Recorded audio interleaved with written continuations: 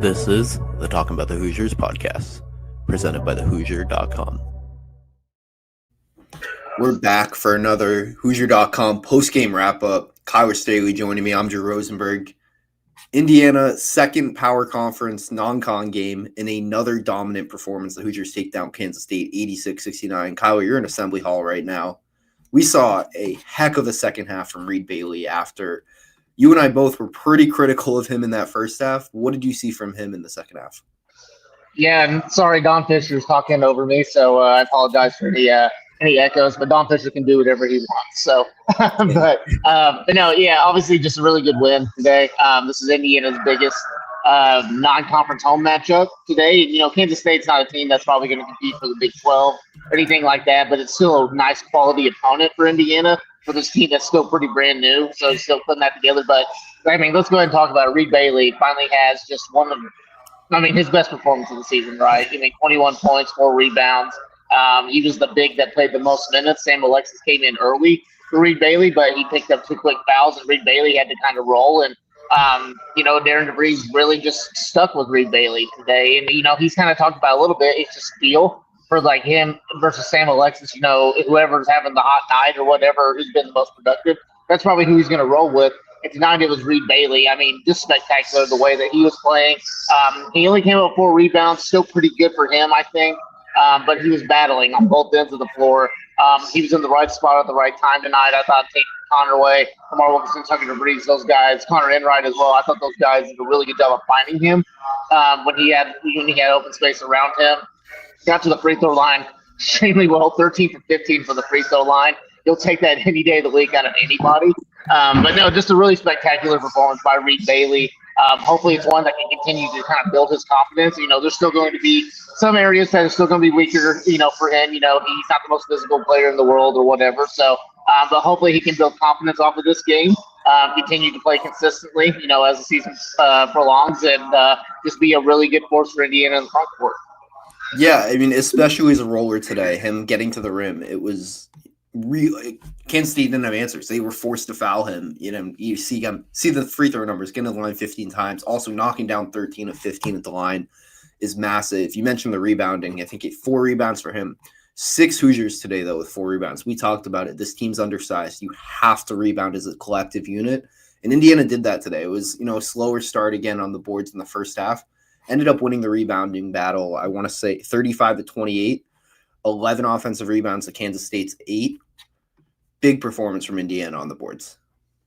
Yeah, absolutely, and especially on the defensive boards as well. We've talked about it before on our podcast, on this show, in our stories. Indiana's best offense is their defense. When they can get stops, get rebounds, get defensive rebounds, and push the ball up on that secondary break. That's when Indiana can really go. You saw that, very early on, the first 10 minutes of the game. Indiana was doing that, and then things kind of slowed down. You knew Kansas State was going to get on a run eventually, and kind of slow things down and make things a little bit choppy for Indiana. But, Indiana in the second half mostly just set the tone, when it comes to that. Kansas State was leading the rebounding battle, I think 18-15, at the half, and Indiana ended up getting 20 more rebounds, and then Kansas State was only held to 10 rebounds in the second half. So you'll take that. I mean, at the end of the day, it's just effort. You need guys to go in there and, fight for boards. Connor Enright, 6 rebounds. Tucker DeVries, 6 rebounds. Trent Sisley, 5 rebounds off the bench. Those guys really stepped up and get rebounds. And it looks like to me, over the course of the week, Indiana had 2 back-to-back sluggish performances against teams that they, should have taken care of easily. I think the big emphasis for Coach DeVries, and his team were just to get better on the boards. And tonight, that was really kind of a make or break type of thing for them, and it helped them, win this game in a pretty dominant fashion. Yeah, I think we've gone 4 minutes now without bringing up Connor Enright. We have to talk about him. Absolutely. His effort tonight on the defensive end was awesome. Had one of the toughest tasks he's going to have all season long with PJ Haggerty. Haggerty had 16 points of 7 for 17 from the field, 6 turnovers, 4 fouls, though, and just the entire night felt like he was out of rhythm and frustrated with what Connor Enright was doing. Connor Enright, I mean this is a compliment when I say it, he's kind of a rat. He's annoying, right? Yeah, he just gets up in you. He's that guy that you love when he's on your team, you hate him when he's not on your team. It's, the hockey reference, the Brad Marchands, the Draymond Greens in the NBA, the Marcus Smarts. Like, those are the guys that, like, you love when they are on your team, but you hate going against them. And PJ Haggerty showed tonight he hated going against Connor Enright. Yeah, and then obviously PJ Haggerty, arguably the best player on the floor, just, long-term potential. He did have 16 points, but I mean, Connor Enright made things really difficult for him. And you even saw, as the game was kind of going on, there's a lot of chippiness with those two guys, a lot of chirping back and forth. And, how can you not love Connor Enright, right? And like, Coach DeVries knew, when Connor Enright came to Indiana, that the fans were going to love him. And I think the fans are really starting to love him. Yeah, he's not going to be the most productive player on the floor, right? He's not going to be a guy that gets you a lot of points. He only finished with 7 points, but it's the 6 rebounds. It's the 3 assists. It's the I don't know how many steals he had. I know he had at least 2, maybe more than that, but it's those little things, diving for loose balls, it's just those things, and just being, a high motor player on both ends of the floor every single time.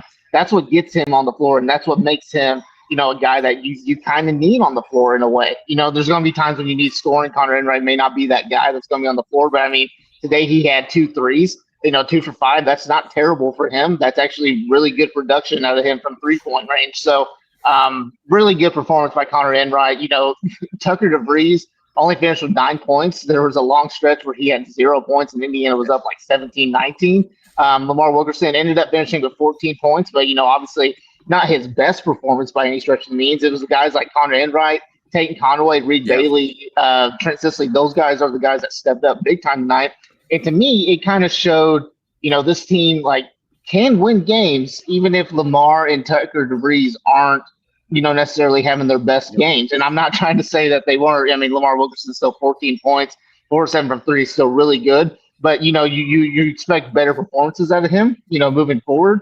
But it just shows to me that Indiana can have guys step up and still find ways to win against Power 4 conference opponents. Yeah, winning in different ways. Tatum Conway, too. It's the effort of Connor Enright. It's contagious. We see Tatum Conway diving for loose balls, too. He was also in transition, pushing the floor, had that alley-oop pass at Trent Sisley, had another dime he dropped to Reed Bailey in the first half, which I've seen the replay, I think 3 times now on that pass. I don't know if you've seen the replay. I don't know how he contorted the ball. Like, it was, you should go for you guys, everyone watching, you guys should go watch that highlight again. Tatum Conway's pass to Reed Bailey, it was disgusting. But just, it's contagious. We saw it from Reed Bailey. And then Trent Sisley. We got to talk about Trent Sisley off the bench. How awesome he was today. Indiana kid. And we talked about it. I think we said 8 months ago when he committed, we were like, he'll probably be someone who sophomore year, junior year, that's when his role grows. But then he came back from that his senior year at Montverde, a completely different basketball player. And we're seeing it today, or we saw it tonight. We've seen it all season long. Trent Sisley, like him and Sam Alexis off the bench, it's such a luxury to have for Indiana. Have 2 guys off the bench like that, and potentially Nick Dorn too, who's is coming back from injury. We're trying to work his way back. But having those guys off the bench that you can rely on to not only score but defend at a high level, it's such a luxury for Indiana. Yeah, and I think I'm pretty confident in saying that Sisley, Sam Alexis, and Nick Dorn are your 3 guys off the bench that are going to provide you the most production off the bench. Hopefully you get a Jason Drake or Alexa Ristich back, and where they can kind of play that reserve guard role. Josiah Miles looks like, I mean, no offense to him, it just looks like he's just not a part of the rotation right now. And he's still trying to find his role and stuff. But when you look at Dorn, Sam Alexis, and Trent Sisley, Sam Alexis is going to be, 9 times out of 10, he's going to be your most productive big, when it comes to it. Nick Dorn's still trying to find his rhythm. He played a lot more minutes today. I thought he took some really good shots, just couldn't get him to fall today. So hopefully, once he starts getting in rhythm again, he can be a little bit more of a scorer for Indiana. But Trent Sisley, man, he's the man. He just comes in, brings in so much energy off the bench, plays his tail off. As a freshman, you don't think that he's a freshman. Even if you didn't know he's a freshman, you wouldn't even think he's a freshman, right? Mm-hmm. And, he had a lot of, really good plays, down the stretch when I felt like Kansas State was going, was kind of getting on the run, cutting down into the lead. Trent Sisley would have, an alley-oop dunk, a baseline drive, things like that, and just, bring, Assembly Hall to their feet and just change the atmosphere, change the momentum. So really, really impressed with Trent Sisley. There's not enough good things I can say about Trent Sisley. He's going to be a factor, of this team, moving forward to the rest of the season. And then when you get, next year, the junior year, he's going to be one of the best players in the Big Ten. So just really impressed with Trent Sisley. I thought he was just great. And you talked about taking Connor away just for a second. I think he was the MVP of the second half. Honestly, he fought foul trouble in the first half a little bit, but when he came in, he brought it instantly. Defense. He was ahead of the snake. Pressuring the ball as much as he can. We went to Kansas State across half court, and when he's getting downhill and he wants to score, and he wants to score. He's going to get to the rim. He's that quick.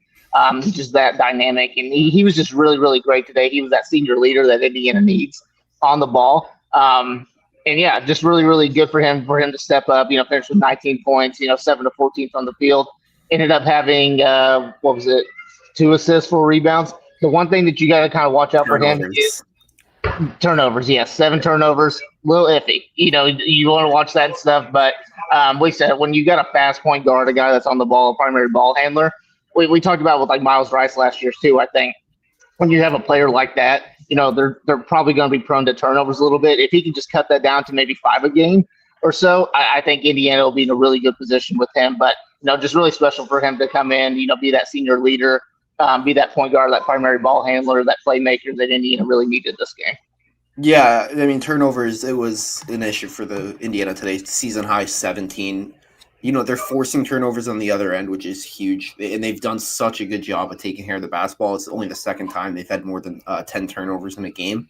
But 17, especially 7 from your point guard, is a lot. And Tate Conway, he was a very good today, but it's the turnovers. You got to cut those down, especially as we get into the heart of the season when you're playing the Louisville, Kentucky's, Purdue's later in the season.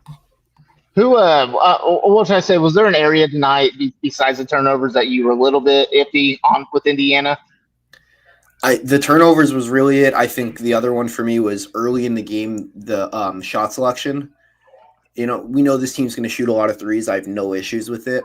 But it felt like in the first, especially even on the run when they took that early lead, a lot of settling for deep threes early in the shot clock when they could have, gotten into the offense and gotten better looks. Tucker DeVries especially, he had a couple early, and then it felt like he was out of rhythm for most of the game offensively after that, and it took a while for him to get back into it. Like, I'm completely fine with them taking the deep threes. It's just early in the shot clock, 2 minutes into the game, it's not the shot you really want to see. Maybe you just want to see a little bit more patience out of them, when it comes to the three and stuff, and just maybe move the ball, just to get that extra pass, to get a better look. But I agree with Tucker DeVries. Yeah, I mean, it looked like to me that once he missed his first few shots or whatever, he was trying to, find his rhythm again and just kind of shoot his way out of a slump. And you're going to see that. You're going to see that out of Lamar Wilkerson as well. But yeah, I mean, that's really, other than the turnovers, I mean, that's really the one area that I think Indiana just maybe needs to pull back just a little bit on, with the shot selection just a little bit. But, at the end of the day, that's Darren DeVries' offense. That's what he's wanting to do. He wants to get out and, push the pace. He wants to shoot a lot of threes. It's just a 9-day difference from past Indiana teams that we've seen. We would be begging for them to shoot the three ball, every 3 minutes, shoot the three ball. But I mean, these guys are going to shoot the three ball every 30 seconds. You know what I mean? So, but yeah, I mean, I think just overall, just kind of wrapping this up a little bit. I mean, I think overall, just a really good performance by Indiana. They have 2 high major wins, neutral side versus Marquette. And then Kansas State, we'll see how those kind of play out when it comes, to their NCAA tournament resume. Next, they get a game on Saturday. I can't think of, is it Chicago State on Saturday? I want to say Bethune-Cookman. Bethune-Cookman, that's who it is. They got them on Saturday, so another game that they should take care of. Hopefully they kind of build off of this game, and then next week they got Louisville. So Minnesota in between. Minnesota as well. So it's Big Ten play. Yeah. So the next 4 games after Bethune-Cookman, that's going to be a test for Indiana. So I'm curious to see what Indiana can do. I think there's a lot of good opportunities there. We showed tonight that this Indiana team brings it on the defensive end, shows intensity, and makes things difficult for the opposing offense, to get shots up and score. I think Indiana can stick around with these games, and as long as their shots are falling and they're just bringing toughness, I think they can be a really, really good team, especially when it gets into conference play. Yeah, one last thing before we wrap. The defense, I mean, as a whole, this Kansas State team has not been held under 84 points all season long. Yeah. Like holding them to 69 points, it's a heck of accomplishment. And not like we mentioned what they did against Haggerty. Haggerty came into this game averaging 28, 6, and 6, holding him to 16 points, just 2 assists too. It wasn't just they shut him down as a scorer, they also shut him down as a playmaker. Props to Connor Enright, Tate Conaway, Lamar Wilkerson, all of them were thrown at him, mainly Connor Enright, but just a heck of a defensive effort from Indiana. Yeah, and the one thing is, hopefully they can just stay consistent, with their defensive effort. You saw Kansas State, get on little mini runs to get back into the game. Hopefully they can do that. And then the fouling is still an issue for Indiana, so hopefully they can clean that up. They can defend without fouling, but Coach DeVries wants them to be an aggressive team. That's what he wants to do. And, after 2 very lackluster performances by Indiana on the defensive end, I thought that they really showed out today and really, got up to the challenge, per se, and just really kind of dug in on that end. And like I mentioned at the beginning of this, it's, their best offense is when they can get stops on defense, live ball turnovers, and they can get out and score in transition. And that's what you saw for the most of the part of this game. Overall, good win by Indiana, 6-0. Yeah, it's going to be a wrap for us on this edition of the Hoosier.com postgame wrap-up. If you haven't done so already, subscribe to The Hoosier. Also, follow The Hoosier on Twitter. You already go check out as interrupted by the... As the final buzzer. Didn't get off on the buzzer. Reed Bailey, Tate Conaway at the podium, already up on the Hoosier.com site. So we'll go watch, hear from them. Darren DeVries will be up shortly. So, guys, thank you once again for tuning in to the Hoosier.com postgame wrap-up. We'll be back.